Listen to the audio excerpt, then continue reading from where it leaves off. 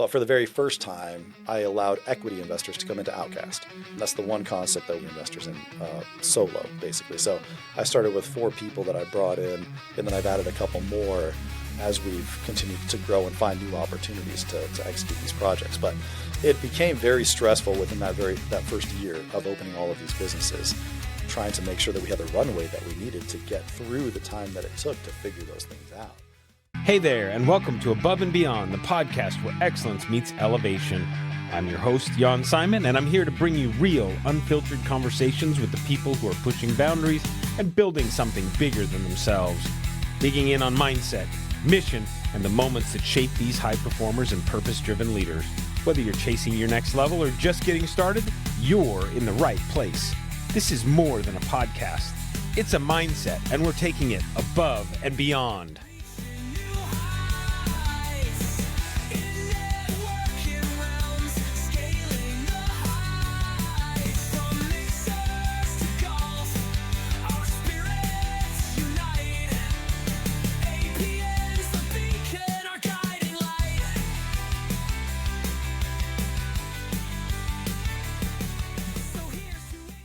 Welcome back to Above and Beyond, where excellence meets elevation, the podcast where we dive deep into the minds of business leaders, community builders, and visionaries who are pushing boundaries and creating lasting impact. Today's guest embodies exactly what this show is all about. Born in Japan to U.S. Air Force family, raised in southern Arizona, and shaped by service in the heart of New York City. He came home and started at the bottom as bank teller right here in Gilbert. By 22, he was climbing fast at J.P. Morgan. By 27, he launched Empire Wealth Management from the ground up, scaling it to over $20 million in assets before executing a successful exit. Since then, he's been unstoppable, from opening Gilbert's first escape room to launching the Valley's top-rated arcade bar, Arizona's first cronut concept, Mesa's only speakeasy, and more. He's turned bold ideas into thriving destinations, and now, through Incomparably Dope Venture Partners, he's raising capital and building an empire of hyper-local businesses with heart, flavor, and serious vision. This entrepreneurship is with purpose. This is going above and beyond. And ladies and gentlemen, I give you TJ Tillman. Dude. A, welcome. The voice and the intro are fantastic, and B, you're officially my hype man. Oh, thank you very much. It was amazing. Thank you. Made me sound better than I've ever sounded to myself. That's awesome. Well, thank you very much. Welcome. I am excited. I was telling you off the air, or offline, if you will, before, that I was excited to have you on. I've heard a ton about you. In full disclosure, you and I have never sat down and talked. No. So this is a first. It's our first one-on-one here, too. First one-on-one, first drink together. Mm-hmm. And man, I'm excited. And there's a ton to unpack. Hopefully, we'll get to all of it. So let's start. Born in Japan. Yeah. Okay. Yeah, so let's I start had there. dual citizenship, until I was, I think, 18 or 21. I don't know. And then I had to make a choice. Okay. But I didn't figure it'd be very useful, not speaking the language or anything like that. Yeah. But I do remember my first teddy bear was named Teddy-san, which translates to Mr. Teddy in Japanese. So, yeah, it's legit, man. So do you speak Japanese? I can count to 10. Okay. Yeah. Okay. But I think that was from, jiu-jitsu classes growing up. Not even, not even I didn't actually master being the there. number, the numeration system by the time I was 2 years old and moved out of there. That's awesome. That's awesome. So from Japan, 2 years old, you moved out of Japan? Yeah. Okay, yeah. so pretty early on. Yeah, so my dad got sent down from Japan over to Minot, North Dakota. Okay. Which, great vacation destination. Oh, yeah, Everybody wants to get out there. Nice and warm. That's right. Yeah, so I don't remember much of that either. And then he got out of the military and moved to Portland. Okay. And he grew up in the Pacific Northwest, and so we were there for a few years. Okay. And then moved down to Sierra Vista in southern Arizona. And that's where I grew up and graduated high school, and my formative years essentially were down there. I played a lot of sports growing up. Organized, I only played volleyball, but I played a lot of basketball. I played a ton of basketball. I played basketball more than anything else. I got cut from the basketball team my freshman year, and I didn't have my grades where they needed to be my sophomore year. Okay. Or maybe that was just an excuse and they would have cut me anyway. I don't know. Yep. I think it lit a fire and made me want to just continue to get better and better. And interestingly enough, basketball became a really big part of my life throughout, even in, late into my 30s. And so, yeah, it was really nice. Cool. Yeah. So, and then you did a mission. I did. Yep. Now, that was with the LDS Church. Yes. Okay. I'm sitting here We're obviously having a cocktail. Yes. So either you're a Jack Mormon. I don't know if I can actually say that or not. Yeah, I think since I'm here, I think you're allowed to. Yeah. Okay. Yeah. So tell me, you did a mission in New York, of all places. Yes. What was that like? Well, I remember, you get this mission call, right? So, your information gets sent to church headquarters in Salt Lake, and then you just wait. And then one day in the mail, you get a letter from the church. And I got a letter in the mail from Salt Lake, and I was super excited to open it up and waited for my family to get there. And I opened it up, and then I realized it was like a BMG, CD subscription thing. It just happened to come from Salt Lake. And so 3 days later, the actual call came through, and I opened it up with my family around. And I assumed I was going to Japan because I was born there, like there's a connection, or, maybe Brazil or somewhere. I learned a new language like a lot of people do. And I open it up, and I see New York, and my first impression was, I literally said out loud, I'm going to get shot. And then, I was a little bit disappointed because I wanted to experience, another country. But what you were going to say, I wanted to get shot. No, I had plenty of chances for that where I grew up too. But no, what I didn't realize was how moving to New York, and then my area was in Queens, Brooklyn, Long Island, and then Bermuda. Oh, wow. But how so many different places there are like their own country, like their own culture. So my first area, I lived in Flushing, which is an area of Queens, and it was just an entire Asian population, either spoke Chinese or Korean, mostly Mandarin, small bit of Cantonese, but I didn't know any of those languages. And so I was, the one that I wasn't able to communicate with anybody out there in that area. And then I moved to Midwood in Brooklyn by Flatbush, and that was all Caribbean, Jamaica, Guyana, Trinidad. And so and it continued, every area that I went was a completely different culture. And so I got to learn so much, and it, call it a blessing in disguise or whatever, but that I didn't get to go to a different country. I had to go to 12 different countries, in that 2 years. And that was really cool. That's awesome. I got to learn a lot about the world that way. That's awesome. Yeah. That's incredible. And I don't even know if I can ask this question because I know there's things that we can't ask outside the church, but how does the church decide that? Is it just like somebody somewhere drawing a name out of I don't know. Maybe it's algorithms now. I don't know what it was 20 years ago when I went, man. We got Queens. Who's the winner? I don't know. But I didn't go to Boise or something like that. Well, I always feel bad for the guys that are in our neighborhood, on the bike in August. Worst, man. Yeah, I think one of my biggest fears, staying stateside or something like that, is that I would have to ride a bike and wear a goofy helmet every day. And I'm like, I just don't want to do that. And luckily, we just got to take the subway. That's awesome. By and large. So, yeah. That's awesome. Yeah. That's awesome. So you went and did your mission. Mm-hmm. That was 2 years. Mm-hmm. 19 years old? Yeah, 19 to 21. Yep. Okay. Yep. And then you came back to Arizona. Yeah. What happened? What was the path that led you from there, and where'd you go after that? Well, I knew I didn't want to be in my hometown. I wanted to get out of there as soon as possible. So, as soon as I graduated, I actually moved to the Valley and then came back to Sierra Vista and left on my mission. But when I got back there, the route that you take is you find somebody to get married to, you start having kids, you start your career.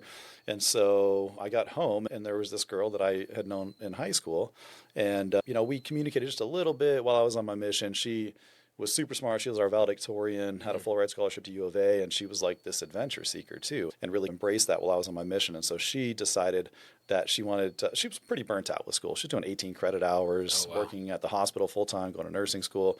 And so she decided to leave it all behind, and she just moved to Alaska, just left everything, lived there for the summer, and then decided she wanted to learn how to snowboard. So she moved to Breckenridge. She didn't know anybody in Breckenridge. Wow. So she moves there. She ends up finding a job. She ends up finding roommates, like that day. Yeah, wow. And then she works her way up and ends up managing one of the Vail resorts up there. And so she came to visit me about a week after I got home. So this is, December of 2025 or 2024. Or sorry, 2004. Jeez. Wow. Wow, just yesterday. Yeah. So 2004, December, she comes. I'm talking with her on the phone, and she's in Breckenridge, to my knowledge. And I'm in my old room where I grew up, and I hear this knock on my window, and I look out, and it's her. And, it was a really great surprise. And so, I went out and gave her a huge hug and everything. And we had talked a little bit about, maybe, marriage, later on down the road in high school, as much as you do in high school. And throughout the course of that week that we spent together, that subject was broached, and we were both into the idea, and so she went back to Breck, and she spent about 3 or 4 weeks wrapping things up and getting somebody else trained up to take her position, and then she came back, and we got married 3 months later. Wow. Yeah, and so we actually just celebrated our 20-year anniversary in March. Congratulations. Yeah, thank you. That's awesome. Yeah, so we did not want to be in Sierra Vista, so we we moved up here to Mesa, and we lived in Mesa for 6 months or so, and then we moved to Gilbert. We've been in Gilbert ever since, Wow. 20 years or so. That's awesome. Mm-hmm. Yeah. That's awesome. Now, did you end up going to school, or you went straight from there into? I ended up going to a lot of schools. Okay. Yeah, I went to about every community college that Maricopa County offers. Oh, that's nice. Yeah, and I also went to Eastern Arizona prior to mine. So Wow. I probably have, 148 or so semesters under my belt. Nice. I don't have any degree of any kind. Yeah. And it was always this battle because once we got married, we had our first son, a year later, essentially. Okay. And so I'm 22, no degree, got to provide for the family. We're on our own. We don't really have assistance from anybody. And so it was, let's go to work. Yeah. And so she was home with our son, and I was working. And so I got a job at JP Morgan. Okay. And I worked there and kind of worked my way towards getting my investment licenses and kind of learning the banking and finance industry. And so I was there for about 2.5 years. And this would have led up to about 2007, close to 2008-ish. And I got into a car accident, and I called my insurance agent that I had known growing up in Sierra Vista, who still, handled our policies, and let him know. And as we're talking, he was catching up, and I told him what I was doing, with my investment licenses and that kind of thing. He says, "Hey, I've got a great opportunity for you. Allstate is actually starting a financial division. You might be a really great fit for that." And so somehow I let him convince me to move down to Sierra Vista. Oh, wow. And so I don't know why. It seemed like a really great opportunity. And I'm not usually one to pass up a potential opportunity, even if there's some heartburn you got to get through in the beginning. And so we ended up leaving JP Morgan and moving back down to Sierra Vista to start this financial company. And the real benefit of it was that all of the Allstate agents, in theory, were going to be sending their referrals to me. Oh, gotcha. And so I wouldn't necessarily have to be out there knocking doors and building my own practice. The rep that was with my existing agent's office was apparently making $70,000 a year or so in 2008 for a 22-year-old. That was really great. That's a lot of money. Yeah, and I was going to have 5 agents sending me business. Oh, wow. And so I moved down there, moved the family down, and my wife was pregnant again. And while I was trying to build that business, I just kept finding a lot of resistance. And I ended up going to lunch one day with my parents, who were still living down there. And one of the agents that I was working with walks in, and unbeknownst to her, I was sitting at this table, and she didn't notice me at all. And she was like right behind me. Oh, wow. And so I'm overhearing her conversation, and this conversation is with a financial advisor with Allstate in Tucson. Oh. And they were talking about how they're working on deals together. And I'm like, what? And so I found out that all of them were sending their deals to the guy that they had already been sending. And I had moved my entire family down to a place that I didn't really like. And, with the promise of something that just never came to fruition. Wow. And so we ended up packing our bags and coming back up here pretty quickly. But by that point, the financial crisis had started to set in. And so we had built our first house like earlier that year, and we left and rented it out. Well, by the time we moved back up, it was worth about 40% of what it was when we left. And so it was a hard time all around, and it was really difficult to find work in the financial industry because companies were closing, people were getting laid off. If you were in finance at the time, it was really difficult to get your job.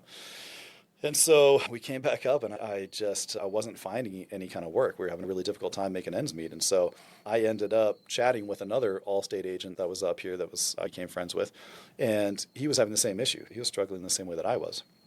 And he mentioned that his father-in-law was working on some kind of business, and it paid $10 an hour. And I was like, I don't care what it is. Like, I'm in. I need to make some cash, right? And so here you go. Here's the address. He's show up tomorrow.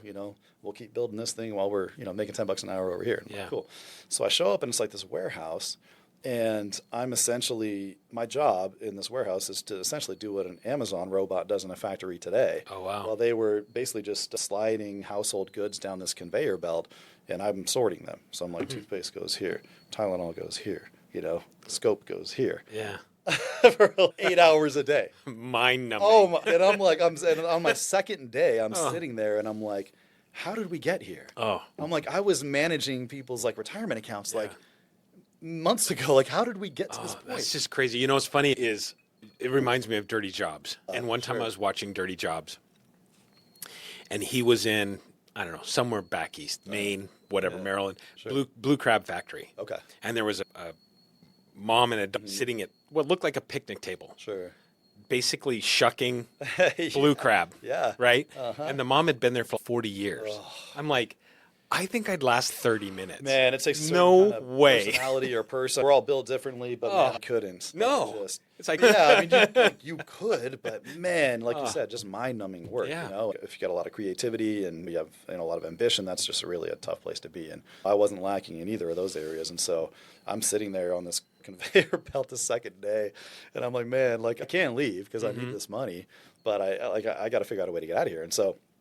The father-in-law, I kind of overhear him talking to somebody on the phone. And essentially what they were doing was they were taking these, I don't know, they were somehow buying bulk and discount. They were taking it, and then they got this really inexpensive space at Arizona Mills just for the season that they were going to stock up with all the stuff and sell one time and then get out of there. Oh, okay. And so I'm sorting all this stuff out, and I overhear him, and I hear him talking about, like, furniture. Oh, they don't know how to assemble furniture. And I'm like, okay, like I used to build furniture at Staples growing up. Like I can build furniture. So I leave the conveyor belt and I walk over to this guy. I'm like, hey, like, sorry for interrupting, but I just couldn't help it over here. It sounded like you maybe having some issues with people building furniture. And I was like, I have some experience in that area. Is there any way I can help? And he's like, yeah. He's like, what'd you do? I'm like, well, I worked at Staples for a year. I built furniture, did it for people on the side to make extra cash too. And he said, he's perfect. He's, get in your car, go down Arizona Mills Mall and talk to this person. So I go over there and, I'm building furniture now. I'm taking it out of the box like from Staples. I'm putting it together. We're putting it on display. And I'm a very happy man compared to what I was doing before. Oh, for sure. Yeah. And it was that time where everybody was losing their job, especially in finance, but across the board. Yeah. Companies were shuttering. There was fraud everywhere. Like it was a tough time. I think at best in the neighborhood I lived in, Cooley Station North at the time, only every fourth or so house was occupied at best. Yeah. It was like a ghost town. The builders had built and left and half-finished houses are sitting there. And so I ended up just hearing from a lot of my friends that they needed to make cash too. So suddenly I've got my brother-in-law working over there with me. I've got my business partner over there working with me. And then one of my brothers and another brother, then his friend. And all of a sudden we got 30 people working at this place doing different things just because we all came together to make some money somehow, just to get by. So it was a wild time. That's awesome. Yeah. That's awesome. So what led you from there, and you developed that as a business, or what? Yeah, that was really the motivation to just not do that. And so I ended up finding a job in finance to be able to get out of there. And it was a debt relief company. Okay. And it was something that was very popular huge at that point. It was. And so I went to this company and, I started doing sales for them. And we were making, decent money. I went from, making $10 an hour to now I'm making 70, 80 grand a year. And back then, it's probably the equivalent of 140 or so. So I was doing okay. Excuse me. But I think throughout the course of working there, I started to put together their concept and like how it was working, how they were making money, and how the clients were paying, and the benefit that they may have been receiving. I just didn't feel like the value was there. And I think for most people, they were better off talking to an attorney about bankruptcy or something like that, getting a clean slate, starting over. And so I started to feel a little bit of resistance to continuing to sell what that was. And so I had some conversations with the management team, and then they told me I was free to leave, and so I did. And I ended up going back to Chase. So Chase was it was very good for me to be back there after just the constant struggle of the previous year and a half or so. Yep. So I go there, and I'm there for about another 2.5 years. And I decided to start my own practice. I think I was disenfranchised with how, everybody was running things. I felt like people were being taken advantage of, and they didn't really need to do that. There was a way for, a financial advisor to work with their clients, and everybody benefits. And I didn't feel like that was always the case with some of the other places that I worked. And so I ended up starting my own practice with a friend of mine. And it was called Empire Wealth Management. And we started that in one of the office spaces above the Apple store at Santan Mall right here. So we got like a little closet-size office for about $600 a month. I cashed out my $5,000 in my 401k. Yeah. No clients, that's assets under management. That's what you get paid on in the financial industry, and no prospects. But we had a dream, Yeah. So we went for it, and over the course of that time, we built it up. We worked at it, and candidly, we struggled still for the first 5-6 years. Like we were not making a lot of money. We decided that it was better for our clients to open up as what they call a fee-only advisor or a fiduciary advisor, which has become a lot more prevalent today than it was, 15 years ago. Yeah. But in that regard, when your clients make money, you make more money. When your clients lose money, you make less money. Yeah. And you don't get paid a commission for selling anything. You get paid the same amount regardless of what you recommend for them in their portfolio. And we felt like that was the better way. But the challenge with that is, if we would have done it the traditional way, let's say I bring in a client that's got $200,000. Traditionally, I would make about an $8,000 to $10,000 commission on that. Now, when we're doing it fee only, we're charging maybe 1%, 1.5% annually. And so on that same 200,000, I'm only making 2,000 over the course of the first year, or 2,500, and it comes quarterly or monthly. And so we had to get creative in supporting ourselves while we continue to build that business. Gotcha. Yeah. So up until that point, through high school, elementary school, growing up, anybody that sticks out in your mind that was like influential in your journey? Yeah, for sure. I think at that age, the two most influential people to me were my mom and my dad. They were like, I was fortunate to grow up in a house where you felt like you were believed in. Like my dad probably instilled in me a completely unrealistic belief in myself, and I think as a result of that, I've been able to accomplish things that I would not have otherwise, because I don't think I would have believed in myself enough to try to do that. Gotcha. So I think that is probably one of the greatest gifts that I've received from anybody. And then my mom said something very profound to me that I think became profound to me as I grew older. And I don't know why it stuck with me, but it's become my mantra in a lot of ways. So there was one day that I was at home and we didn't have a lot of money. And I was looking for some food, after school snack or something like that. We weren't like destitute, but it wasn't easy. Yeah. And so I opened the cupboard and I think we had like some powdered milk, and I opened the fridge and we have like tortillas and, some whipped cream or something like that. And there was not a whole lot to go off of there. And so my mom walks in, she'd just gotten off of work and she worked a 12-hour shift as a nurse. And, I can only imagine what she felt like at the time and how I made her feel probably saying this. But she walks in and I'm like, Mom, I'm starving, dude. Do we have anything to eat? And she just looks at me and she goes, be creative. Yeah. And that has stuck with me. And That's that awesome. has gotten me through some very difficult times, some times where it seemed like the challenges that we were facing in a lot of different aspects of life, but specifically in business, where I think other people may have thrown in the towel. I hear my mom's voice, like, be creative. Yeah. And then I recognize, I think, that you don't have to be the smartest. If you're hardworking and you can think about things differently than then you've got the potential to create things that other people or to get out of situations that other people cannot figure their way out of. And so I have yet to run into a circumstance where I was not able to figure my way out of it to put ourselves in a better position. And I credit a lot of that mentality with, That's awesome. I think, inadvertent advice. Yeah. Yeah. Well, it's crazy. It's first thing that powdered milk. Yeah. I grew up on powdered milk. Worst. Yeah. It's the absolute It's like, worst. oh, it's so funny because I don't even know if most people know that powdered milk even exists. Yeah. And I feel fortunate for those people. Yeah. Yeah. And it's funny because I remember one time, actually probably the first time when my ex-wife and I were dating, that she came to my parents' house and she went to look for a snack or something. Yeah. And she's, there's no food here. Yeah. And it's everything at my house was made from scratch. Flour, sugar, this stuff could be made, buttered, whatever. Yeah. It's funny because her dad drove routes. I don't know exactly who it was for. I don't know if it was Hostess or, but he did coffee routes and stuff like that.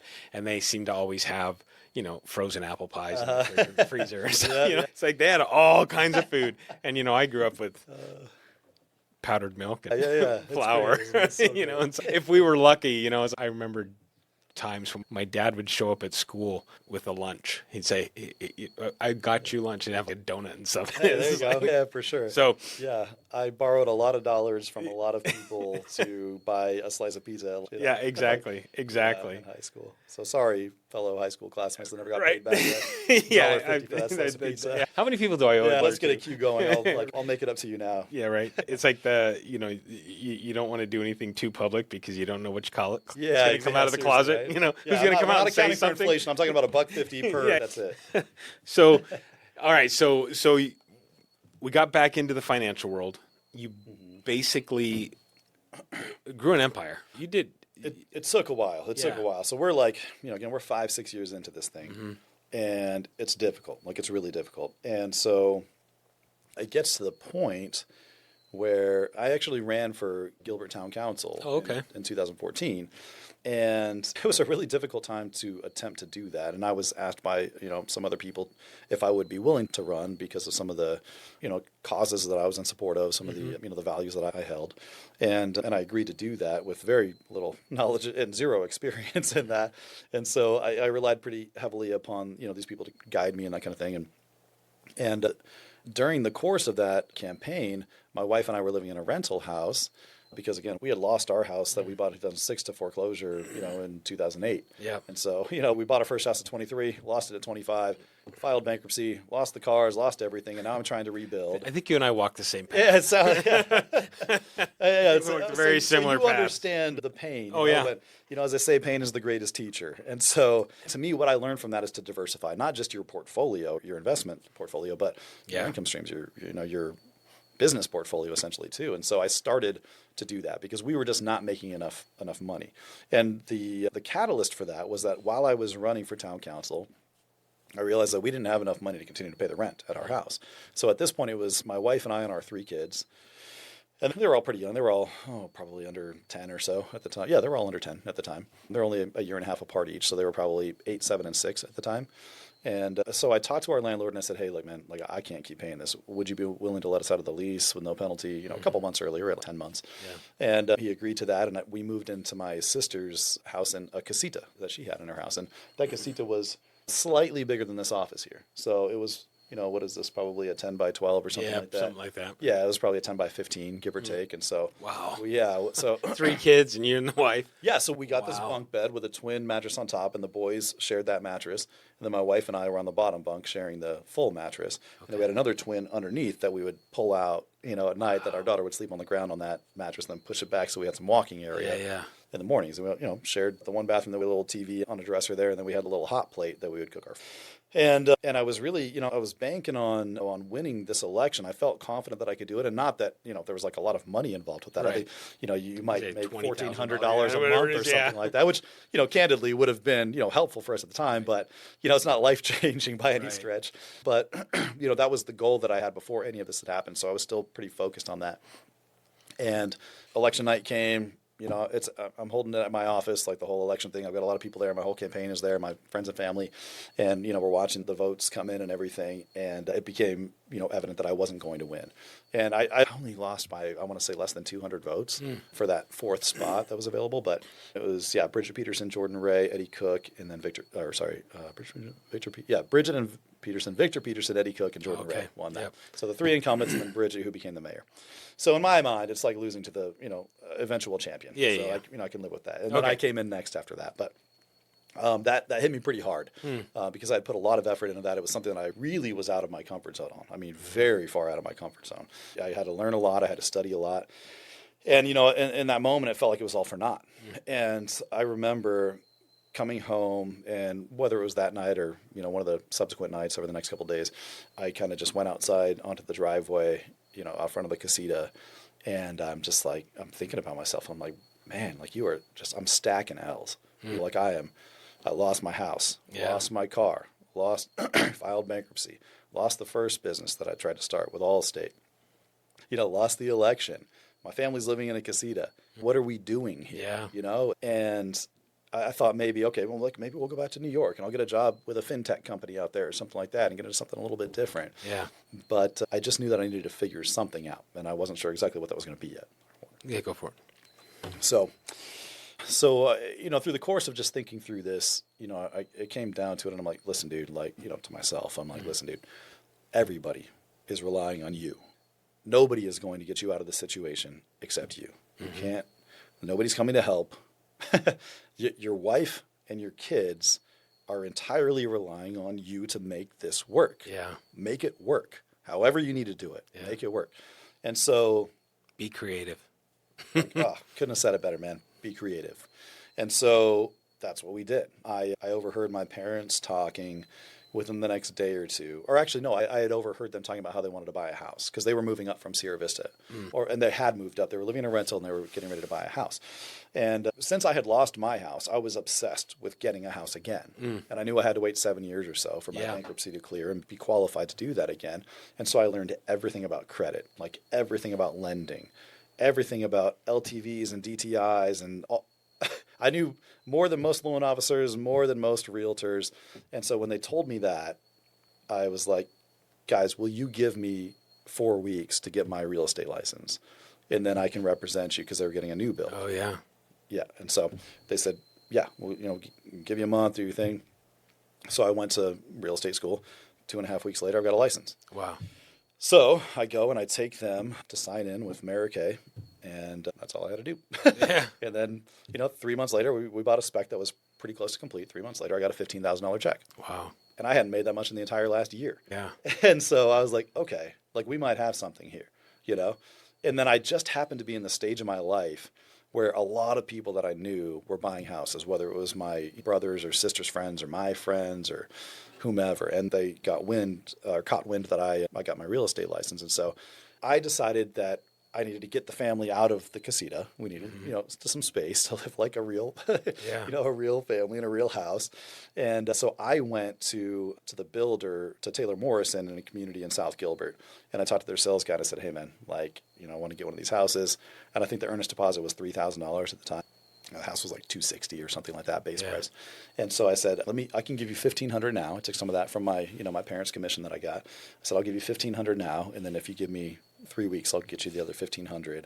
And then by the time we closed in 4 months, we needed another, $60,000. And I had made probably 12 the year before. Hey. And I'm like, believe big. Dude, that's my dad right there, right? Believe in yourself. Yeah. And it's not that I believed in myself, it's that he believed in me enough for me to believe in myself, So by extension, I believed still that I could do things even after stacking all these L's. And so I told him, give me 3 weeks to give you the other $1,500. They agreed to that. And then I just needed to figure out how to make $60,000 in the next 4 months. Yeah. And so I got to work, and suddenly all of these real estate deals were coming to me. And so I fairly easily had the money that I needed to put down when we closed. We moved into our house. And things started looking up. Things were finally going well. We got a couple dubs here now, Yeah. And I can work with that. Yeah. Get some momentum. Yeah, exactly. For sure. I'm sitting here and I'm just relating to you because, and I said we walk the same path. I literally walk the same path. Dude, I love hearing that, man. I get so inspired hearing other people's stories like this, and that's why. Leveraged. Yeah. Yes. Right. Over leveraged. Thought I was doing really well. Took a step. Market blew up, just knocked me on my ass. People that didn't go through that, either that weren't, in adulthood during that time, or people that, had a steady job, that just wasn't affected by that. I don't think they can really understand the magnitude of what was happening and how it was affecting people. Yeah. And granted, you did see it on the news and there were a lot of stories about it, but feeling it and experiencing it is different than seeing it on the news. It can crush people, and this episode's about you, and I'm sitting here please, no. But a piece of the story, the difference between what happened between you and I, it feels like I ended up divorced in that time. Sure. So it kind of everything. Yeah. Foreclosure, bankruptcy. Yeah.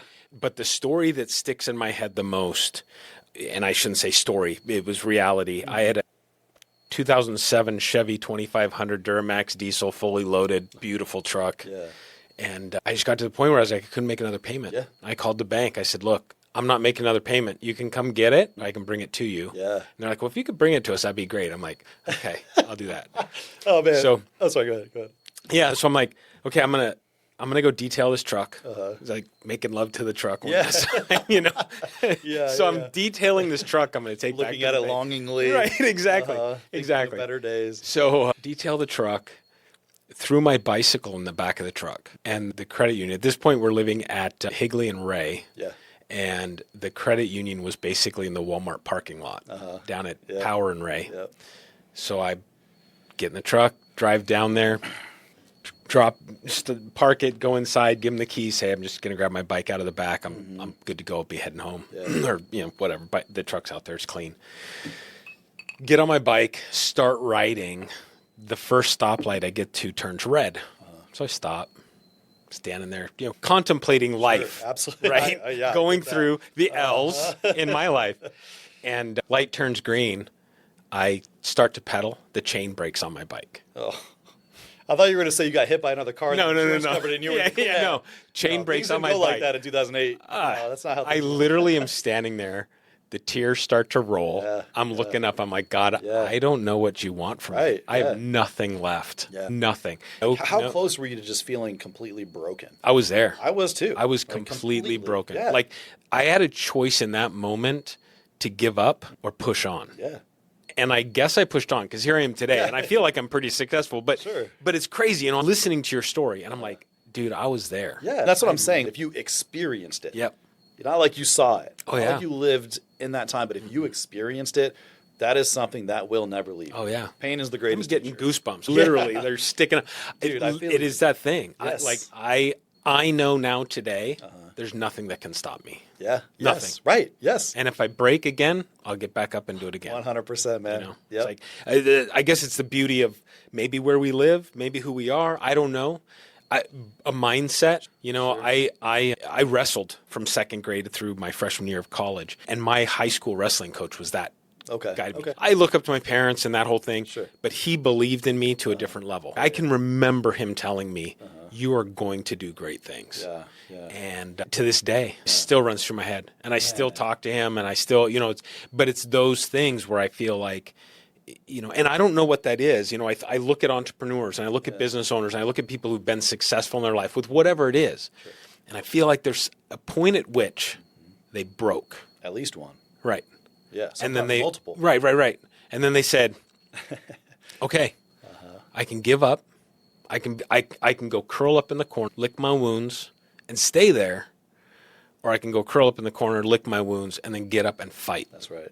Yep. And man, I commend you. Thank you. Huge. Thanks, Huge. man. I Okay, appreciate so that. step back. Yeah. Like having a fan moment here. I don't know what's going on to me. So, anyways, man, that's huge. So from there, you got your real estate license. You start selling some stuff. You get yourself to at least where your feet are under you. Yes. No, it's like, to the point where we're like doing well. Nice. Like we're doing, and okay, so we're doing pretty well, right? We're doing pretty well. Now, do you have PTSD in that moment? I think I still do. Yeah? Like, yeah. Like, 'cause I was, like, again, like in my mind, right? That's one of those things that will never leave you. I will never forget the lessons that I learned during that moment. Yeah. Or a moment. I wish it was a moment. Yeah. It was half a decade. Long you know? time, yeah. Because, once you go bankrupt, once you run through that bankruptcy, and for me, we ran through thousands of dollars trying to pay the bills. Sure. Yeah. Oh, absolutely. If I Trying just to, decided up front, Yeah. cool. Like bankruptcy, like Finally went to a bankruptcy attorney, and you waited too long. Yeah, I'm like, right. I was trying to do what he says, I get it. Yeah. You're trying to do what you're you trying to should be do, honorable, right? You made a commitment. You signed a contract. Man, did I feel like I failed in that moment. 100%.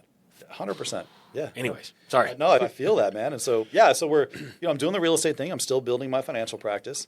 And I am going out to the mailbox in our new community about, this is, I don't know, maybe a year after we moved in, give or take. And I'm walking to the mailbox and I see this other dude that I hadn't met yet. I could tell he came from a couple doors down, probably somebody that just moved into another new build.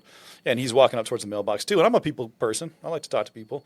And so, I go up, I'm like, hey, what's up, dude? How you doing? I was like, I'm TJ. I'm one of the neighbors. I live here. And he's like, hey, dude, my name's Javon. I was like, cool, man, where are you moving from? He's like, you probably haven't heard of it. It's a little place called Sierra Vista. I'm like, bro. No way. I'm like, nah, dude. Are we I'm classmates? like, there's no way you grew up there. He's what? I was like, I'm from there. He's like, what? So he was civil service. Like, he was in the military, and then he did some, IT stuff, Gotcha. security and stuff down there. And so they had just moved up. So we hit it off right away. And one of the things that he started talking to me about was how he traveled a lot for work. And when he traveled, he would go to escape rooms. And this was, 13 years ago now. Okay. Escape rooms were not really a thing then, right? That was the first time I'd ever heard of them. And I'm, associating it with a, haunted house or something, because I don't have any experience in what the escape room is. And so I'm telling him this, and he's like, hey, let's go out. Let's take the wives out. We'll go hit one up. I'm like, cool. So a couple weeks later, we go out to this, escape room in Tempe.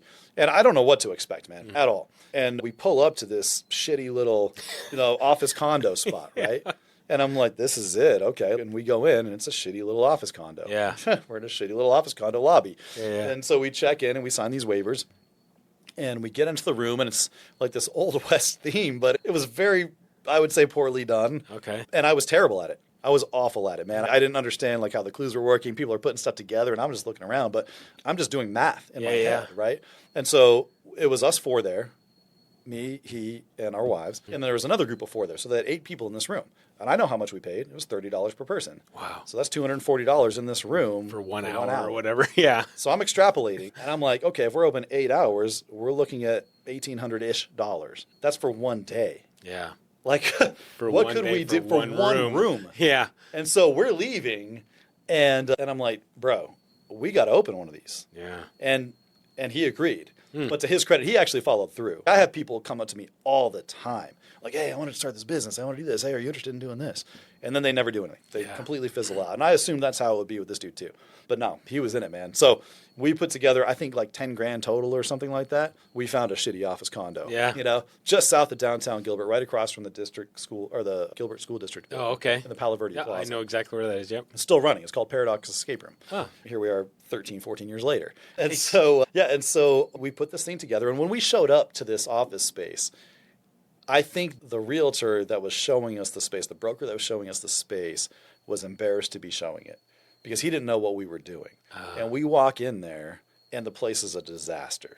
Like ceiling tiles broken. And you're like, this is perfect. That's exactly what I said, dude. I'm trying to contain my excitement because I know we're getting a deal. That's awesome. And I don't have to change shit. Yeah. You know, to a certain degree, a little bit here and there. But I don't have, this does not have to be the Taj Mahal. You know what I mean? Yeah. And so I think they wanted $2,800 a month for like 1,500 square feet. Yeah. And I'm just like, yes, dude. And I'm like, I'm waiting to high five Javon when we get out of this room, right? And so we sign the lease. And like the first room, we could just make an insane asylum escape room. And we just got to put a cot there and then the clues, right? The other one, we can make like a Cold War nuclear bunker. And we just got to put some military stuff in there. Like, we don't have to change anything. Yeah. Right? Now, we had to do all the wiring, and I learned how to, you know, install like all the IT stuff and punch down the Cat5 cables and everything like that. So, you know, we did it all ourselves. We did some painting. We knocked down some walls. We put up some walls. And then it was time for us to figure out how to make an escape room. So we put the space together, but we had no idea. Like, how do you come up with the storyline? Yeah. Come up with the clues? How does it all mesh?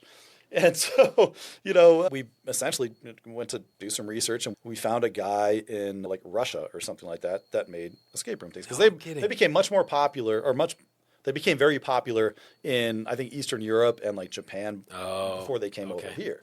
And so the companies that were in the U.S. were asking thousands of dollars, $3,000, $4,000 for a storyline, like a scenario, as they say. And we bought our first 3 scenarios from this guy for $800 each. And we're like, cool. So we got them. You know, it took a while for all the materials to come in. Some of it was emailed, some of it was mailed in. And it had a list of all the props we had to buy, where we could source them, and all that kind of thing. But the problem was, it did not explain this story very well, and it was very bad English. And so we had to figure out a lot of it. We had to outline the template, but there was a lot to figure out. But by the time we were open for a couple of years, we started creating our own scenarios. You know, I remember I created this like Mission Impossible kind of spy theme, and we had all these cool things, and it was very different from a lot of the other ones because it just came completely from my head, and I didn't have somebody else's ideas that were influencing mine. And so it was a really cool experience to be able to do that. We opened that escape room, and we were in the black from day one. Like, we put in 10 grand, and we were making 20 a month. That's awesome. Like revenue. Like we weren't profiting. No, yeah. We had staff and everything, but paying for itself. Yeah, but we're probably bringing in each an extra $3 or $4 grand a month or something. And again, a year and a half before, I made $12,000 in a year. Wow. Right? And so now, like, I'm making real estate money. I'm making escape room money. My financial practice is picking up because I stuck with it. And I figured out how to be creative and do some other things outside of that. I had started a landscaping company at one point because I needed a job. My brothers needed jobs. And, like, just whatever it took to continue to build the one thing that I was focused on, which was the thing that was making the least amount of money at the time, which was crazy to me. And so, you know, I continued to do these side gigs that were making 6 times what I was making at my financial practice.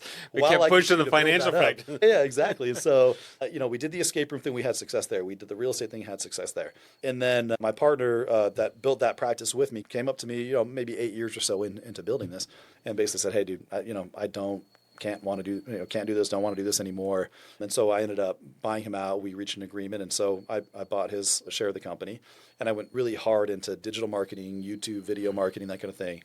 And I basically doubled the assets that we had under management in the last 2 years of running that business. And then, then I sought an exit. And then, found another local investment advisory firm to, basically buy my practice. And so that chapter was essentially complete, and that was like a full decade of work going into that. Wow, that's incredible. It was a very arduous journey. Like you said, I broke several times, man. How many times I broke down sobbing because I didn't know how I was going to pay a bill yeah, or whatever. Yeah. That's so many things, man.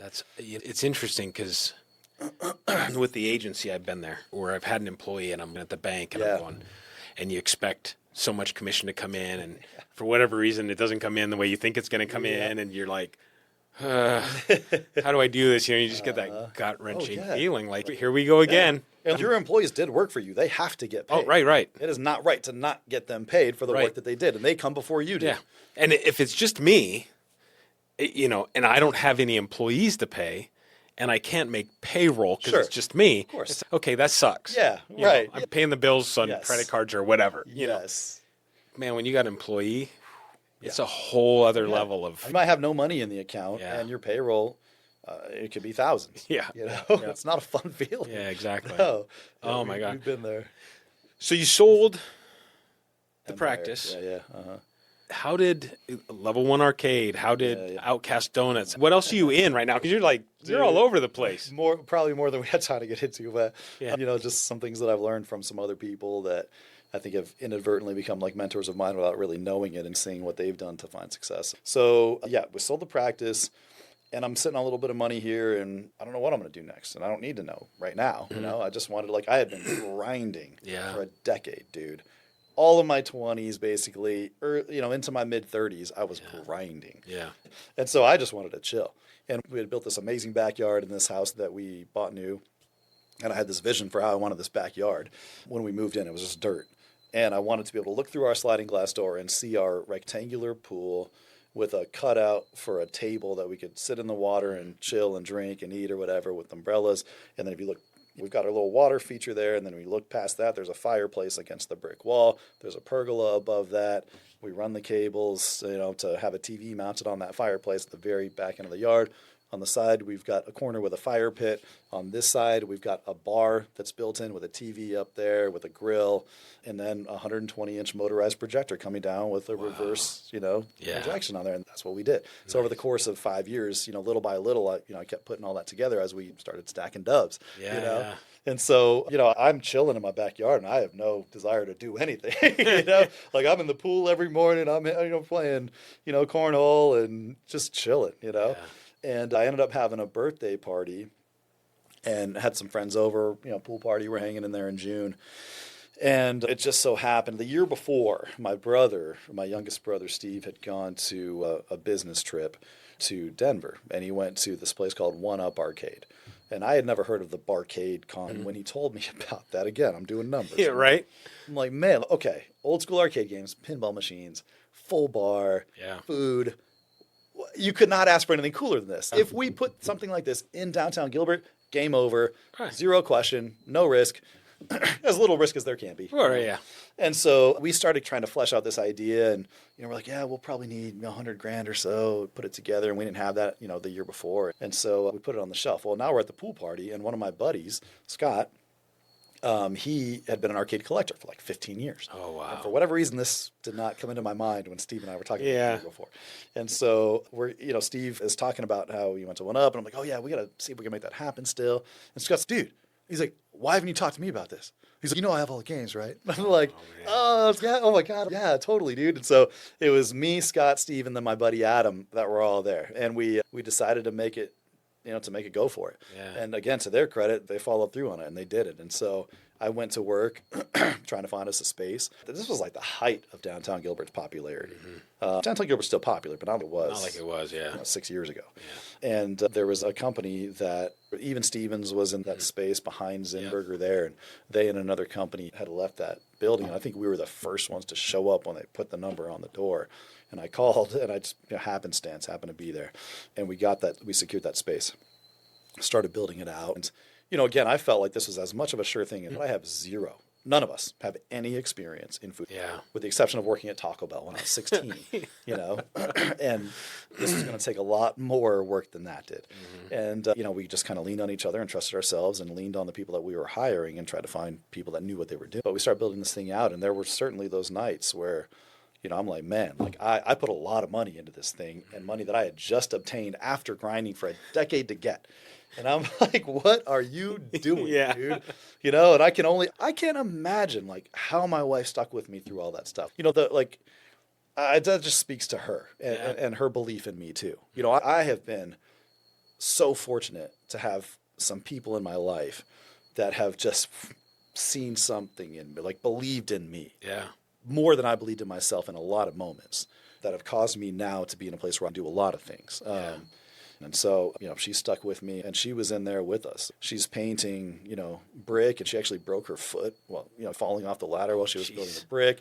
I got so sick during that build out, and we still don't know what it was. I lost 30 pounds in 3 weeks. Oh my goodness. It was awful. Wow. It was some of the worst pain I'd ever felt. I had 30 canker sores throughout my mouth. No kidding. I couldn't swallow. I was nauseous. Anytime I could get something down, I would throw it up. And so, I went I was overweight at the time for sure. I had actually just gotten diagnosed as pre-diabetic, probably from hanging out in the pool, not doing anything and ordering crumble cookies every day. No. May have had some. You're probably right. Yeah, no, that wasn't it. That's not what it is. Whatever it was that caused that. I was diagnosed as pre-diabetic. And then I got sick. And this was in the middle of our build out. I'm like, it's October when I get sick, and I don't get better until the end of December. And it didn't seem like there was a solution while I was going through that, but it's still like the work still had to get done. And we're up against deadlines with things, with funding and with our contractors and with permits and everything else. And there was shit that just had to get done. Didn't matter how you felt. And so I remember being there, and I'm like hacking up along, and I'm like, there were points. And honestly, maybe it may have been COVID. It was like at that time where I could have been a very early patient. Nobody could figure out what it was. But there were moments where it felt, I'm coughing so much, I thought I was going to die. But I'm like, you can't die from coughing. Right. But I felt know. damn close, man. Yeah. And, we kept pushing. I remember nights, there was a night that I was there and my team was there. We were all there and trying to get stuff done. And I'm in the bathroom, the men's bathroom. Well, both of them, men's and women's bathroom. And we have this pink this pink grout, and we're grouting the tile in the bathroom. And it's, it has to be done by the morning. So it's 2:30 a.m. and I'm still there. People are still there. Christina and Scott and Adam and Steve and Macy, they're all there. We're all there working on it together. And those are the things. When somebody gives you a 1-star review, you want to punch them in the face. Yeah. You have no idea what it took to get here. Yeah. Oh my God. Yeah. So it was brutal. And then we finally got it put together, and we opened up the very last week of December, 27th, I think. There were lines to get in for hours every Friday and Saturday for months. Wow. And we are just standing back high-fiving like, hell yeah. For sure. Like, let's go, And, we're sitting here reveling in our success, thinking about how great everything is. And then I think it was March. We'd ordered just kegs and kegs of green beer next day. St. Patrick's Day was in. Macy and I, my wife, decided to take a little staycation, take a little break from things now that they settled down. We went up to Scottsdale for a couple nights. Had a great first day and night. Second day was great. Second night, woke up the next morning. And for one, our daughter had inadvertently flooded our second floor bathroom, and so it was like leaking through down to the bottom floor while we're out of town, and my mother-in-law's there. So it's cool. Okay, like it is what it is. Things happen. We have insurance. It was a little bit of a bummer, but it's not okay. Like I'm not losing my mind over this. And then as she's taking that call, I'm like scrolling on my phone, and I start getting alerts. Governor Ducey has ordered every bar in Arizona to shut down completely. COVID. Yeah. Yeah, so we're open 3 months, crushing it, and COVID literally shuts down every bar in Arizona. Wow. Like I built this financial practice during the Great Recession. Yep. And then I start this bar the very first time in our lifetime, anybody's lifetime that was basically still alive, where every bar in Arizona gets shut down. And I'm like, man, our timing is impeccable. Oh, yeah. You got to stop doing this stuff. Yeah, anything. Yeah, stop doing anything. Yeah. Maybe you should have just sat in your backyard. Yeah, seriously, dude. So, nobody knew what to expect. Nobody knew what was happening. Nobody knew how to make money. And, our landlord was no help. It was like, hey, cool, we'll take that $11,000 again this month. Yeah. We're like, how? How? We've been open for 3 months, there was no way for us to generate any revenue to cover that. Mm-hmm. They weren't willing to work with us at all. Wow. They basically, I talked to our liaison there, the property manager. Mm-hmm.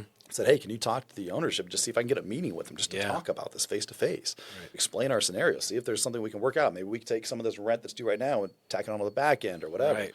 And their response was to send me a brochure on SBA loans. Oh. Yeah. So That didn't make me feel very good. But within a few weeks, Governor Ducey started allowing the bars to sell drinks curbside. And so what we did was we started taking our specialty cocktails. We had probably 20 specialty cocktails or so on our menu there, and we started batching them. So we'd go in there in the mornings, 4 of us, and we'd put just big buckets of these, our cocktails together.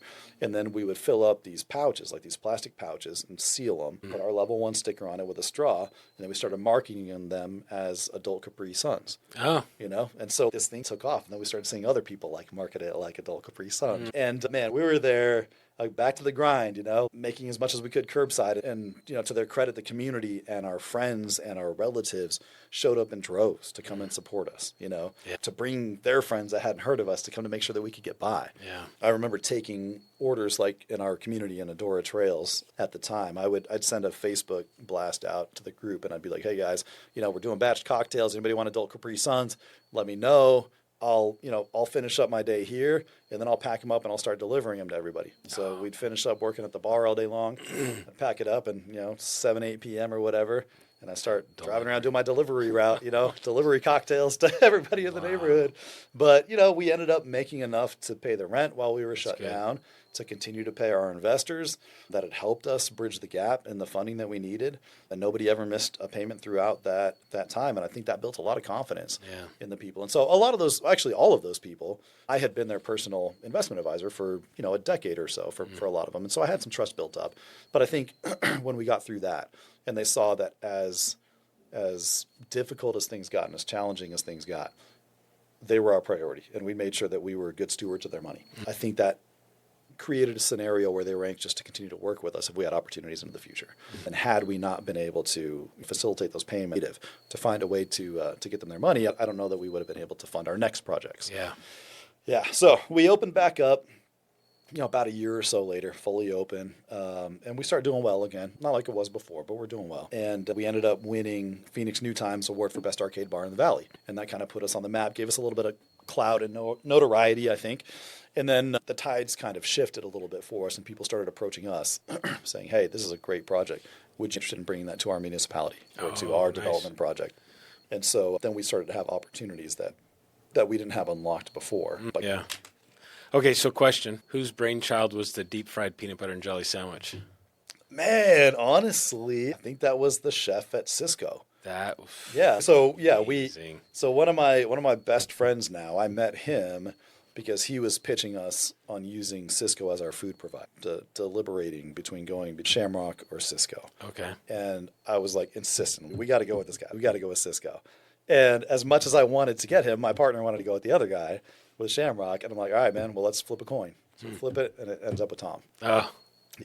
And so we've ended up becoming really, really good friends throughout the course. He hooked us up with a chef that works on staff for Cisco that helps develop different items. Gotcha. Yeah. Wow. Love that. Yeah. Love that. Yeah. So now, obviously, the location here in Gilbert is closed. Yes. But you've got a location in Mesa. Yep. Yeah. So we had a 5-year lease down there. We considered continuing that lease there. We would have been willing to do it year by year, like 1 year at a time, to kind of see how that North Heritage project develops and what kind of traffic that brings, but they weren't willing to do that. And they weren't willing to even entertain a conversation with us about going out onto Gilbert Road, where there are multiple empty spaces still over the last 2 years. That would have been great. I know. Put you where Lolo's was we or probably whatever. would have done that. Yeah. And I talked to them about that space specifically, and about the bar, and about some other spaces. And so we also had to consider the fact that we had actually signed. Okay, so let me go back here. Gilbert location is doing well. Somebody with the city of Mesa or the building owner for this particular building in downtown Mesa reached out to us, asking us if we'd bring level 1 to the downtown Mesa area. And I was pretty unsure about going to downtown Mesa. I wasn't confident in that they had enough traffic to support what we were trying to do down there for the space that was that large. Because we'd be going from a 3,000 square foot building in Gilbert to a 9,000 square foot building. And the lease rate wasn't as high, but it was still, it was probably about 50% higher, the rental cost. Yeah. About 50% higher than it was in Gilbert. And, we ended up as a team deciding to execute that project there in downtown Mesa. So that building is 120 years old. It took a long time to build out, probably 2 or so years for that project to actually began. In the course of building that out, a few other things happened. We were approached by another development company, Thompson Thrift, to see if we would be willing to put in a level 1 at a new project called the Gilmore at Val Vista and Germain. Okay. And I wasn't sure about that because downtown Gilbert was rocking. We'd only been there for 2.5 years. We still had 2.5, 3 years left on our lease. We just signed the downtown Mesa one. I'm like, I don't want to be cannibalizing our own business. Yeah. I'm not sure. But the rep there brought up some great points.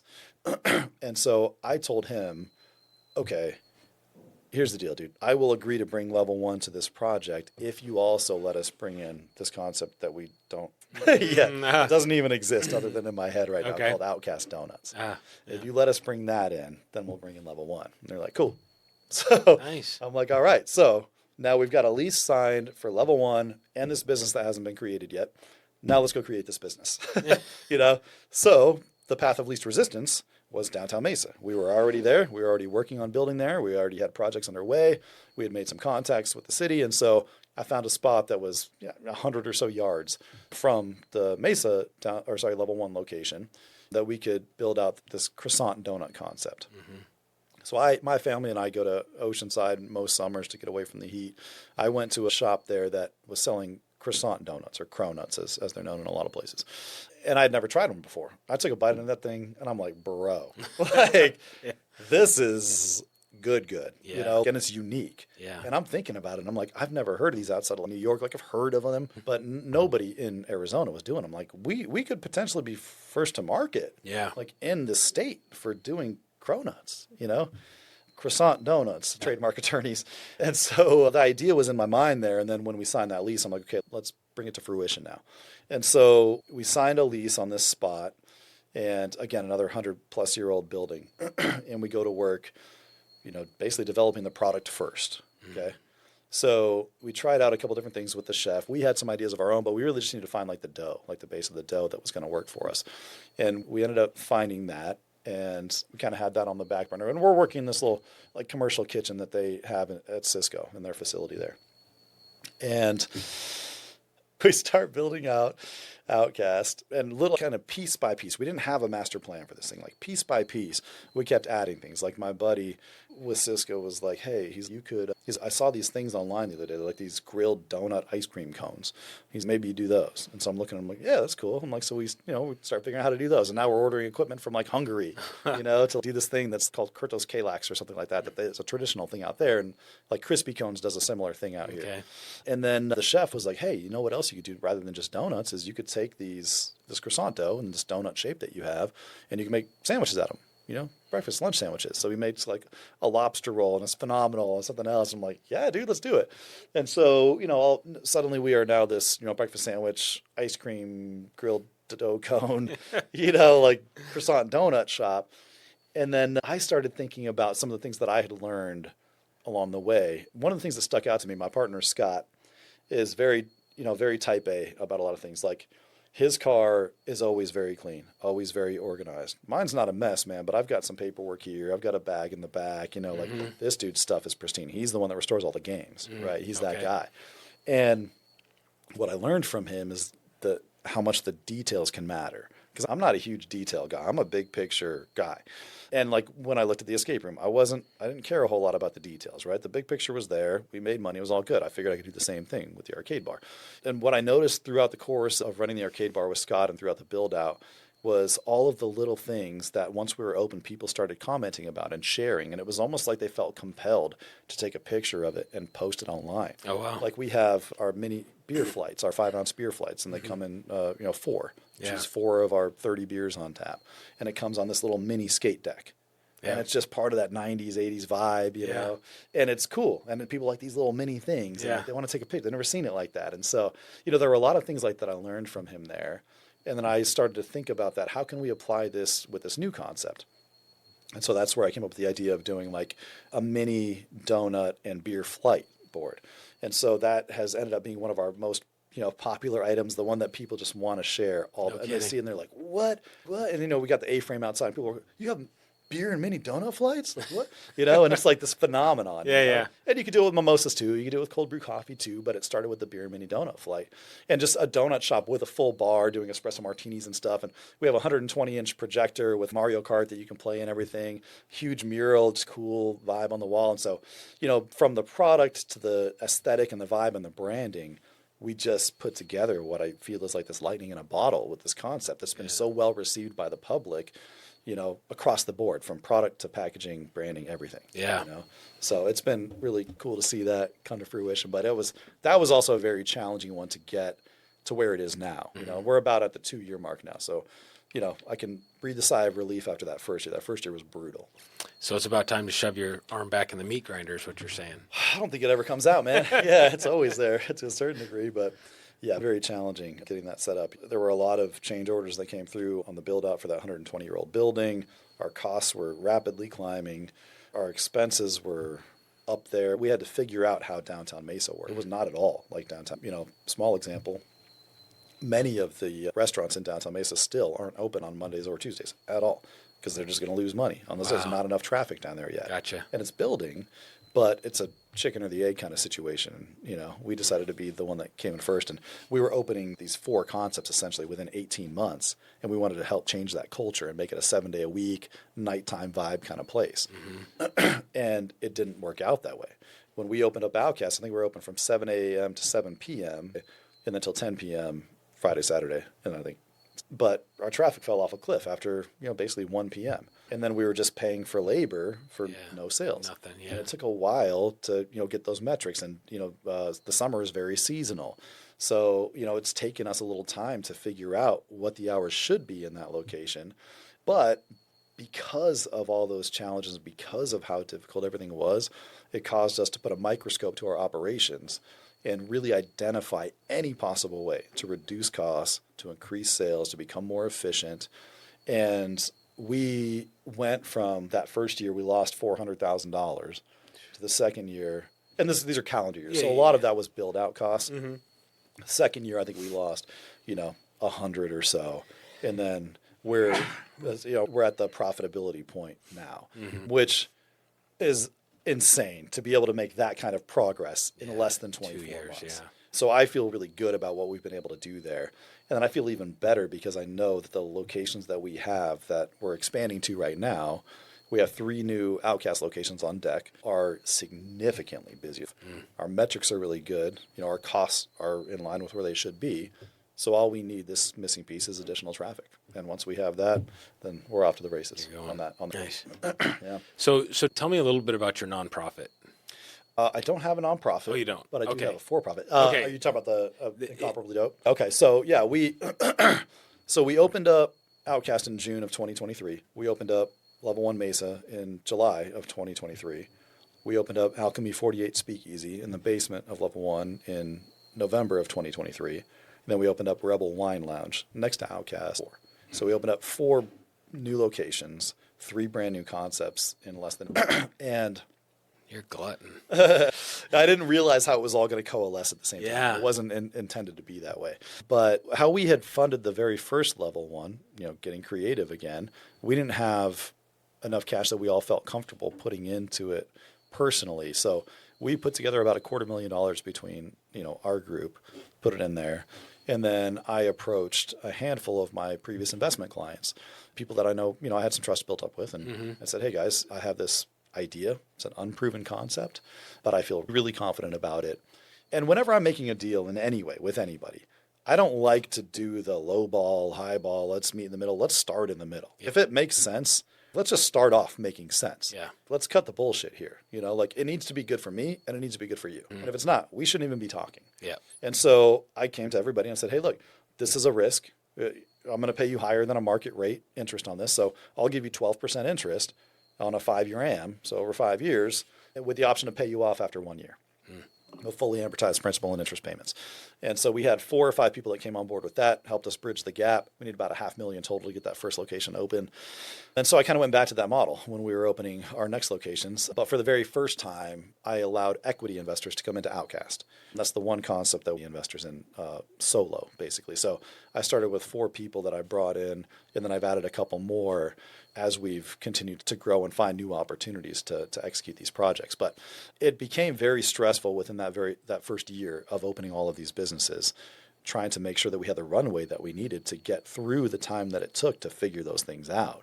And there were days where, like, literally I would wake up, a year and a half ago or whatever, and I'm like, if I don't find like 50 grand today, like and this was a different animal than what I was doing before. It was like, back before things were tough, and things really, I wouldn't say were as tough now, but the stakes were higher. You know what I mean?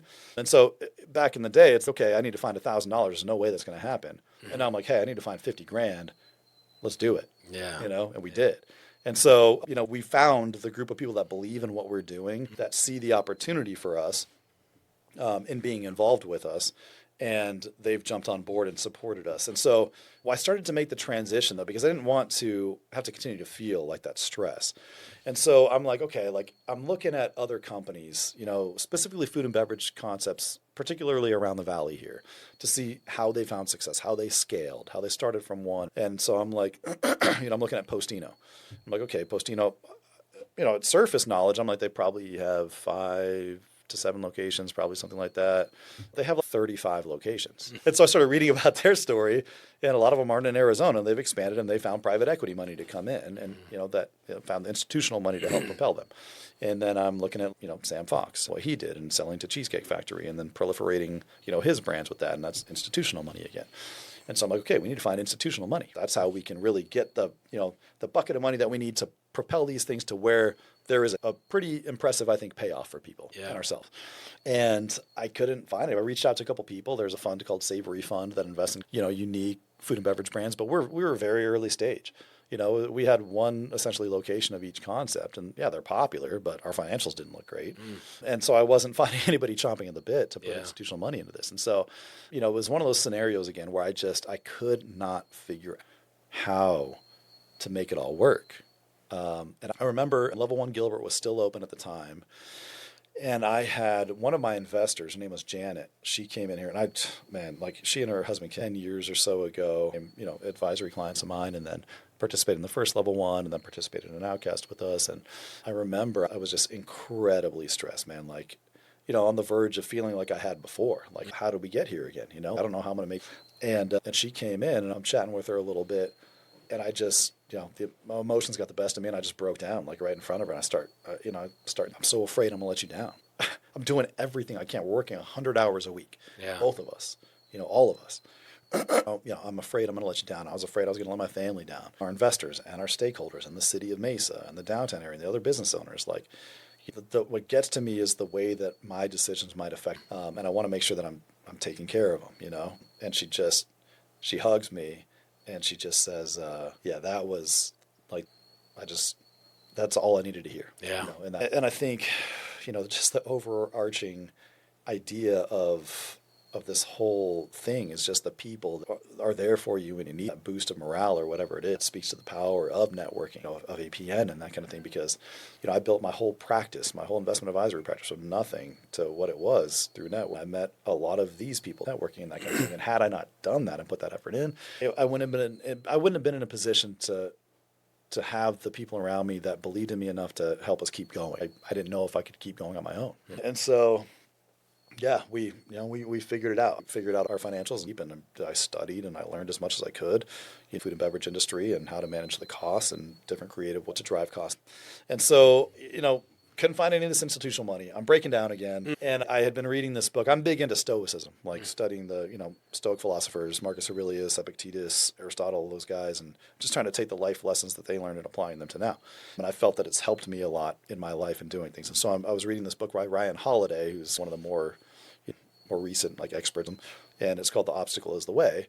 And essentially it's, you're traveling down this path, whatever it is that your goal is, and there's a roadblock there. There's an obstacle in your way. And it's basically trying to cultivate the art of looking at those obstacles in a different way in order to use them to use. And so that was fresh in my mind as I was reading it. I remember, I was at the gas station filling up my tank, and I'm just, I'm tripping a little bit. I'm like, man, it's not going well right now, and that thought came into my mind about the, obstacle is the way.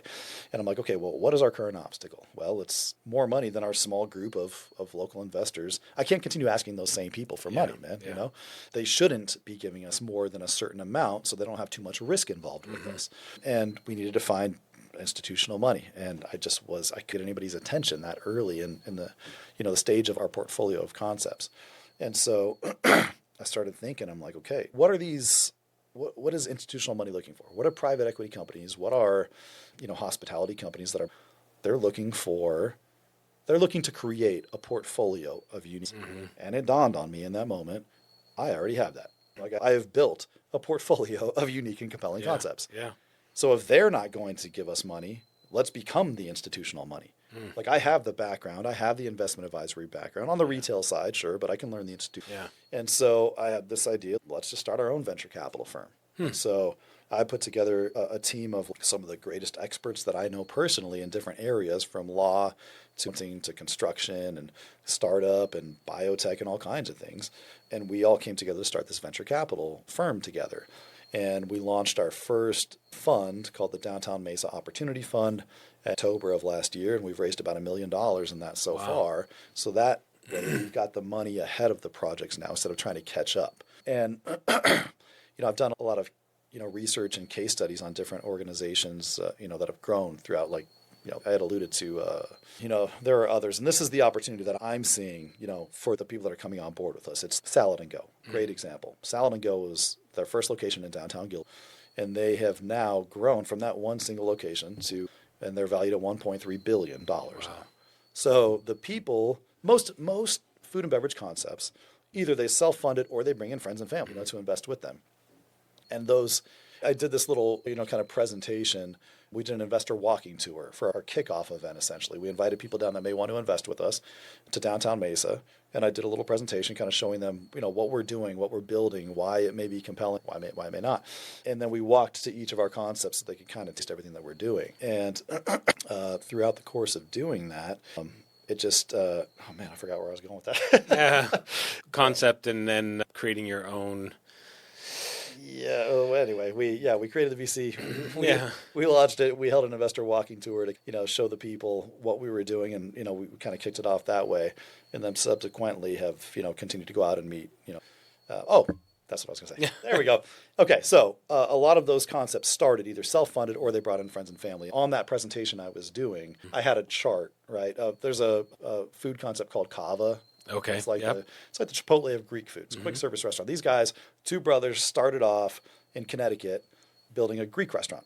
It was a full service sit down restaurant, and they were doing pretty well with it. They were thinking about expanding it, maybe taking it to the next level. And there was some guy that had just left Wall Street, his Wall Street job, wanted to look for something else, and they somehow connected. And from my understanding, the Wall Street guy floated this idea of taking their full service restaurant and turning it to a QSR, or a quick service restaurant, similar to Chipotle, Black Rock Coffee, with drive-thrus. And so they agreed to do that, but they needed the funding for it. And so they went to, their group of friends and family, and they raised $2 million to get the very first. And so I'm showing this chart of the stock price of Kava, which now is valued, it has a market cap of 50. So I'm showing this chart, and obviously, whenever their IPO was, it's down here, that's where it starts. And then it's, it's got its little bumps or whatever, and it's up here now, 15 billion. And so I asked the group, I'm like, hey, when you're looking at this chart as an investor, when was the best place to get into this company? And everybody's looking at it and they're like, well, the lowest spot, right? Had it not been the beginning and it had dropped down, that would have been the best spot. Right. But this is the best spot. Yeah. And it's a trick question. Yeah. The best spot to get in was in that first round of $2 million way down here when nobody even knew what this place was before. Right. And the people that got in there have made so much more money than anybody here will ever be able to make because they believed in that vision, and they have the right operators in place to proliferate that concept the right way. And so that's what we're trying to do now. So we currently have 4 new locations, all breaking ground at the Gilmore. So 1 Alchemy 48 Speakeasy, 1 Rebel Wine Lounge, 1 Level 1, and 1 Outcast. Wow. And then we have an Outcast that we're going to be opening probably in September on Thomas and Hayden in Scottsdale. then we have one at Elliott and Ellsworth towards Eastmark, and then we have our existing one here. So we should be at 10 concept locations by the end. Wow. And so, from that point, we've reached an inflection point where we can get aggressive with our growth. Yeah. Yeah. So we're all pretty excited about it. So what does success look like to you with all of that? Yeah, honestly. And is that definition of success different today than probably what it was 10 years ago, 15 years ago? Yeah, I think so. I think more than anything, I appreciate anonymity more than I did before. Like when I was building up my financial practice, like I said, I got really big into the videos and the YouTube advertising. I wanted to be in the spotlight. I wanted to be the expert that people look to, for answers. And, that was a good feeling for me. And now I just want to do my own thing. Yeah. I want to be comfortable. I want to have control over my time. And a lot of that honestly is building businesses. That is what I enjoy doing. And so, yeah, to me, it isn't necessarily, there's a certain degree of monetary, success that I would, but as long as you're taking care of yourself and your family financially, you're doing what you enjoy and you have control over your me. Okay. Yeah. What do you think is one of the biggest misconceptions that somebody on the outside looking in would have towards you? It's the iceberg thing, man. Like people look at you and they see the tip of the iceberg. Look at this. Like, look what, he's got this stuff or that stuff or whatever, but they didn't see. They can never see, they can never feel and experience what it took to get there. Yeah. And most of them would not have made it. I firmly believe that. I think I think there are certain people that have, it has to be multiple factors like, the risk tolerance, the wherewithal, ability to be creative, the ability to put yourself out there and be embarrassed if you fail. And I don't think there are a lot of people that have all of those qualities. And I think if you are that person, you know who you are. And I think a lot of the people that want to be that person and know that they're not are the ones that, are haters, so to speak, Point the fingers and tell you how bad you are. Yeah, exactly, right? Yeah. My dad used to say kids that used to get picked on a lot. As a second grade wrestler? I was not a confident young man. Neither was I, yeah. But he used to say, there's something that they're jealous of. Yeah. And that's why They hate us because they ain't us. Yes, exactly. Man, this has been awesome. Really, likewise, truly, man. there's I a appreciate ton to unpack, and I could keep going for quite a while. I do have a little session that I actually started, and you're the second. So we had Andy on before. Okay. I am going to open up this next session. This will go really quick. This is just a quick one. We call it the pressure point. Okay. The pressure point is I'm going to ask you 3 questions, rapid fire. You throw out answers to those 3 questions, and I can ask you pretty much any. I've got a list of 20 questions, and whichever one my eye goes to, that's the one those. And I'm getting 3. Yeah, you get 3. Okay. All right. All right, you ready? I think so. Okay. Yeah. Here we go. Maybe we should limber up first. Yeah, you probably should. Stretch. I'm going to get my glasses because I can't see it. this small writing on my pad. All right, first question. Legacy in 1 word. 1 word? Rapid fire? Legacy. Give me a second on this. It's not going to be rapid fire. I would say care. Nice. Like to me, like I started doing this thing. I don't know that it was my own idea. The term, if you see something, say something. Yeah. Like at the airport, what might be a bomb in a bag. Like tell somebody probably. I for whatever reason that connected to my mind one day a few years ago. I think probably during COVID, just about the people that are important to me in my life. And I think I was looking at my wife in the kitchen and just thinking of how amazing she is. She's whatever it was that she was doing. She was probably helping one of the kids with homework, cooking dinner or something or whatever. And she's just amazing. And I thought to I'm thinking all these things to her. And I think a lot of us have these thoughts about people that are important to us, but we feel weird about saying it out loud. You tell your spouse, I love you, but it's different than telling them why. Yeah. You know what I mean? This is, and so that thought came into my mind like, hey, you're seeing something, dude, say something. And so, I try to do this thing where if that thought comes into my mind, I say something without even thinking about it. So I don't have a chance to talk myself out of telling somebody how important they are to me. Nice. And I'm not as good at it as I would like to be, but it's something that I try to do. And so I think I really just can't stand the thought of leaving this world with people that I care about not understanding how important they were to me and how impactful they were to me. I think a lot of us will only hear those words, and we won't because it'll be at our funeral. That's when all of the people that are close to you tell you how great you were and how much you meant to them. And how useless is that? Right. Because they never get to hear it. Yeah. Everybody else knows who they are. And how awesome would it be? I think about And I don't know if this is a guy thing. I'm going to say it's a guy thing because I'm a guy and I can say that. But how often do we muddle in our own mud? Sure. Right? Yeah. Where we don't talk to each other, we shove it down. Yep. Somebody says something that basically breaks us. Yeah. And whatever. Yeah. But to have that and to be able to produce that out to somebody, I think that's incredible. Yeah. Yeah. And I think it's incredible too. I really truly believe myself personally, and I'm gaining the same thought from you. It's the person that we're probably casting the biggest shadow on that is the bigger person in the relationship. Yeah. You've got an amazing, it sounds, wife that supports you, amazing mother that's supportive of the kids, allows you to be able to do the things that you're doing and be successful like you are because of who she is. Absolutely no way to do this without her. Yeah. Zero question. And again, I'm fortunate. I've had partners whose wives that they just did not believe in them. Yeah. And they were constantly in there making any money. You're not going to be successful. And I'm like, like that. What kind of partnership is that? And I get the human aspect of it where you're scared about what's going on. But man, to my wife's credit, it's not like we don't have disagreements. It's not like we don't have difficult times, tough patches. But she has always believed in me. She's always believed in every single thing. Awesome. And not only with her words, but with her actions. Even if it was something she was terrified of and didn't want to do, she's there breaking her foot, painting the bricks with me. That's awesome. That is so awesome. And I don't know if she's ever said it to you.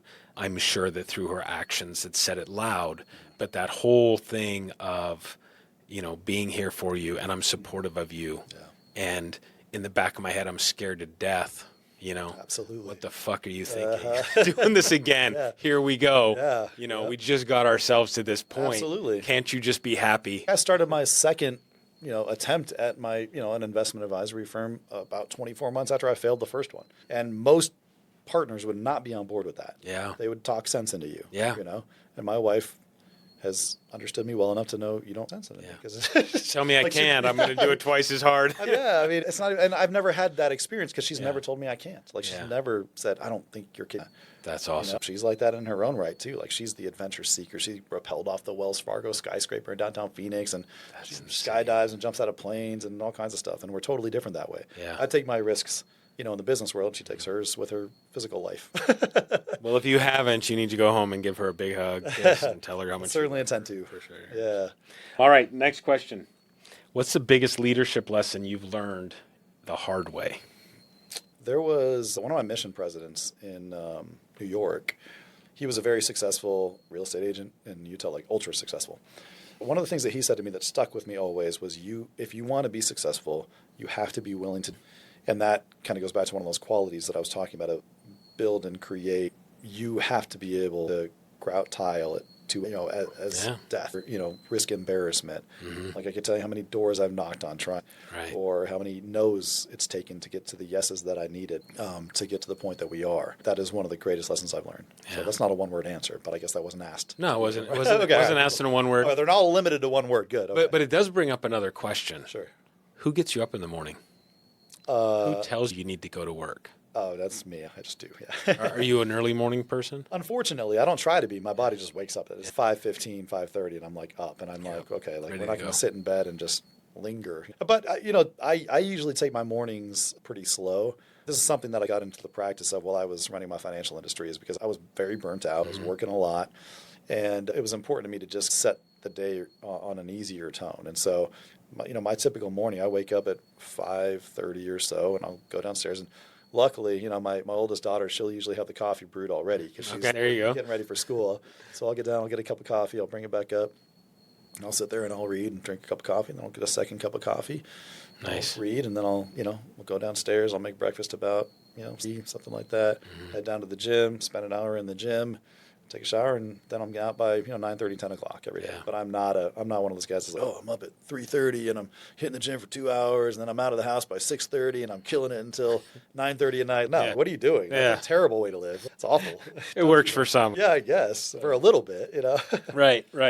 All right. Next question. You've got 60 seconds to inspire the room. What's your message?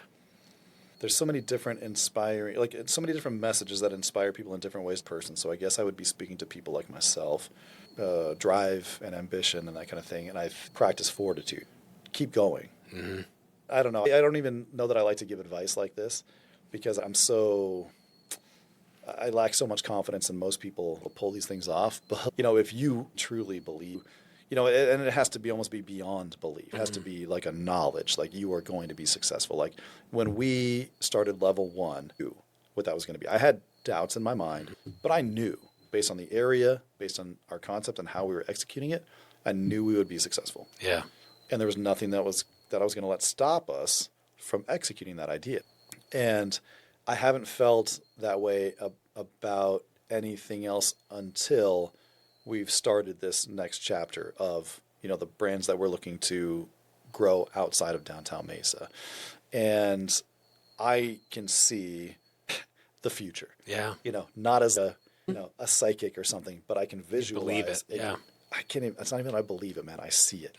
Like I can see how we're going to do it. I can see the steps that it's going to take. I can't see the obstacles that'll get in the way. Yeah. But I can see what the end picture is going to look like. And I know that we will get through those obstacles. And if you are that kind of person or you have that kind of idea, if you have that kind of irrational belief in yourself or that idea, even if anybody around you thinks that you can't execute it successfully, I think you owe a duty to yourself to try and then know that is not going to be anywhere near as easy as you think. And in those moments where you feel like you're going to fail, be creative. Yeah. That's it, man. Be creative. Be creative. I love that. Be creative. Yeah. I think that's the name of this podcast. That is the overarching. Not this podcast. Yeah, but this episode. Yeah, sure. Be creative. Yeah. One more question. Okay. If you had a singular book that probably has been the most influential on your thought process in your life, what book is that? Probably East of Eden. Okay. I would think I just read that one, maybe 3 years ago. It was, one of the kind of classical authors from somebody in that vein. And just, it was a long-ass book. And I've been a good reader since I was a kid. I don't have as much time as I'd like to now, but, a long book isn't going to intimidate me.